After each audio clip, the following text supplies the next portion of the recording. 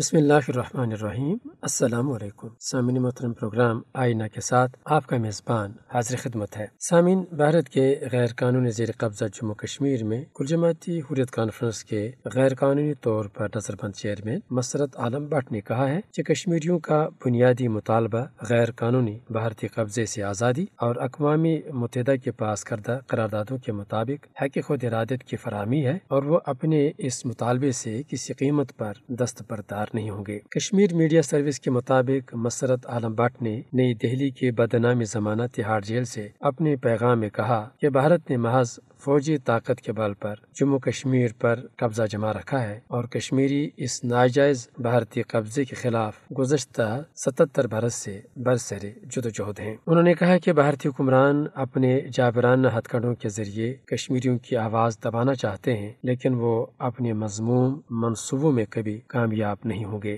مسرت عالم but نے کہا کہ کشمیری عوام نے حالیہ اسمبلی انتخابات کے ذریعے مودی حکومت کی کشمیر دشمن پالیسیوں کے خلاف اپنے غم و غصے کا بھرپور اظہار کیا اور واضح کر دیا ہے کہ مقبوضہ علاقے میں بی جے پی کے لیے کوئی جگہ نہیں ہے۔ انہوں نے کہا کہ ریاستی درجہ اور دفعہ 370 کی بحالی جیسے معاملات کشمیریوں کے نزدیک ثانوی حیثیت رکھتے ہیں، جبکہ انہوں نے لاکھوں جانوں کی قربانی صرف اور صرف غیر قانونی بھارتی تسلط سے آزادی کے لیے دی ہے۔ کل جماعتی حریت کانفرنس کے نظر بند چیئرمین نے کہا کہ بھارت کشمیر پر اپنے جھوٹے بیانیے کے ذریعے عالمی برادری کو ہرگز بیوقوف نہیں بنا سکتا۔ عالمی برادری جموں کشمیر کو ایک متنازع خطہ مانتی ہے جس کے سیاسی مستقبل کا فیصلہ ہونا ابھی باقی ہے۔ انہوں نے واضح کر دیا ہے کہ کشمیری اقوام متحدہ کی قراردادوں کے مطابق حق خود ارادت ملنے تک اپنی جدوجہد ہر قیمت پر جاری رکھیں گے۔ سامعین، جموں کشمیر کی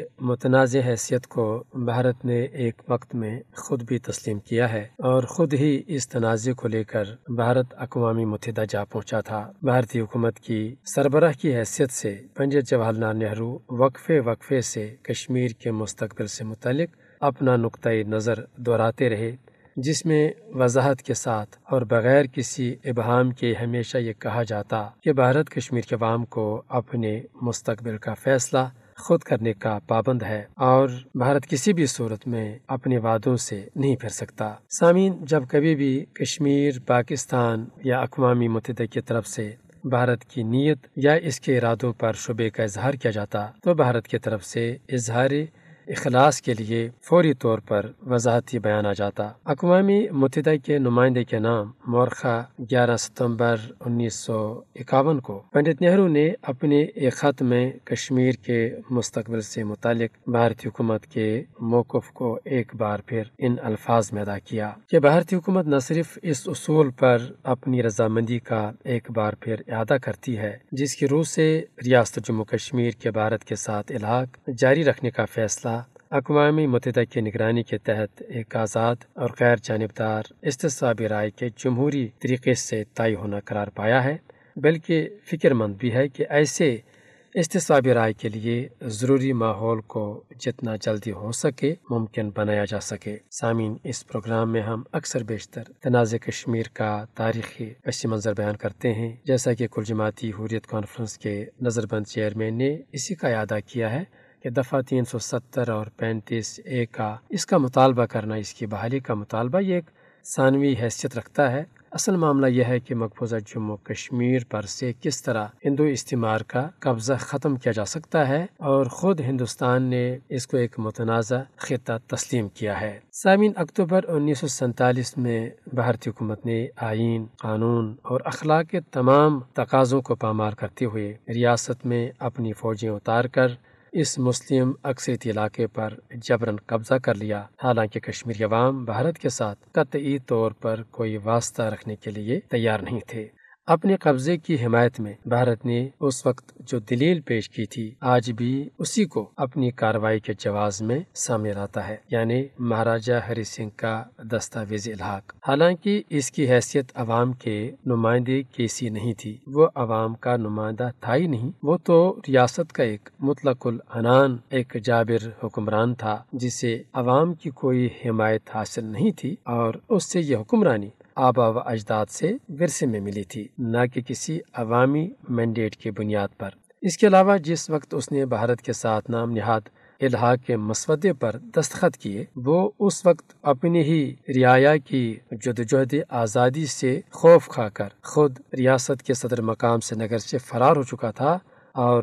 حق اور سچ تو یہ ہے کہ اس وقت اس کی حیثیت حکمران کے نہیں بلکہ ایک مفرور مجرم کی سی تھی، کیونکہ جموں صوبے کی مسلم آبادی کو وہ مہاسبائی ہندوؤں اور اپنے ڈوگرا فوجیوں کے ہاتھوں تحت کروانے کا فیصلہ پہلے ہی کر چکا تھا۔ سامعین، دستاویز الحاق کی اخلاقی اور قانونی کمزوریوں کے پیش نظر ہی بھارتی گورنر جنرل نے اسے کشمیری عوام کی منظوری کے تابع رکھا۔ لارڈ ماؤنٹ بیٹن نے وہ تمام اخلاقی اور آئینی تقاضوں کو پامال کرتے ہوئے دستاویز الحاق کی منظوری تو دی، مگر پھر بھی وہ یہ شرط رکھے بغیر نہ رہ سکا کہ ریاست کے مستقبل کا قطعی فیصلہ ریاست جموں کشمیر کے عوام کے لیے محفوظ ہے۔ بھارت کے پہلے وزیر اعظم نے یعنی پنڈت نہرو نے اس معاملے کا حتمی فیصلہ کشمیری عوام کے اختیار میں ہونے کا اقرار کیا تھا، اور پھر بارہا اس نے یہ وعدہ بھی دہرایا کہ کشمیریوں کو یہ موقع ضرور دیا جائے گا کہ وہ اپنے مستقبل کا فیصلہ کر سکیں۔ لیکن کشمیری عوام ایک طویل عرصہ گزر جانے کے باوجود بھی آج بھی بھارتی وعدوں کے منتظر ہیں کہ کب ان وعدوں کی تکمیل ہو جاتی ہے۔ مودی سرکار نے 5 اگست 2019 میں مقبوضہ جموں کشمیر کی خصوصی حیثیت کا خاتمہ کر کے اس تنازع کو مزید الجھا دیا ہے۔ بھارت کی نازی سرکار گزشتہ چند برس سے کشمیر کے حوالے سے جو اقدامات کر رہی ہے، اس سے وہ دنیا کو یہ باور کرانا چاہتا ہے کہ مسئلہ کشمیر کب کا ختم ہو چکا ہے اور کشمیر اس کا اٹوٹ انگ ہے، اور اس حوالے سے کسی بھی غیر قانونی اقدام پر وہ یہی دلیل دیتا ہے کہ یہ اس کا اندرونی معاملہ ہے۔ حالانکہ مسئلہ کشمیر کے حوالے سے تاریخی حقائق کو کوئی نہیں جھٹلا سکتا، اور خود ہندوستان کے ہندو رہنماؤں نے یہ تسلیم کر رکھا ہے کہ تنازع کشمیر ابھی بھی حل طلب ہے۔ بی جے پی سرکار آج ہندوتوا ایجنڈے کے تحت کشمیر سمیت پورے بھارت کو ہندو دیش میں بدلنا چاہتی ہے۔ اگرچہ مقبوضہ کشمیر میں ظلم و درندگی کا سلسلہ ایک طویل عرصے سے جاری ہے، لیکن 5 اگست 2019 کے بعد سے مقبوضہ جموں کشمیر کے باشندے انتہائی مشکلات کا شکار ہیں۔ آج یہاں ان کے سانسوں پر بھی پہرے بٹھائے گئے ہیں، لیکن اس کے باوجود بھی یہ ایک حقیقت ہے کہ مودی سرکار کا مقبوضہ ریاست جموں کشمیر پر جو قبضہ ہے وہ محض فوجی سہارے ہی قائم ہے، اور اس غیر قانونی قبضے کا آغاز 27 اکتوبر 1947 میں ہوا تھا، اور اس قبضے کے خاتمے کے لیے کشمیریوں نے اپنا سب کچھ لٹا دیا۔ کشمیری آج بھی یہ عہد کرتے ہیں اور اس بات کے لیے پرعزم ہیں کہ وہ ہندو سفاک استعمار کے خلاف اپنی آزادی کی جدوجہد کو ہر محاذ پر جاری رکھیں گے، اور کسی بھی صورت میں اپنی سرزمین پر ہندوتوا ایجنڈے کو نافذ نہیں ہونے دیں گے۔ سامعین، اس کے ساتھ ہی یہ نشست ختم کرنے کی اجازت دیجیے۔ اللہ نگہبان۔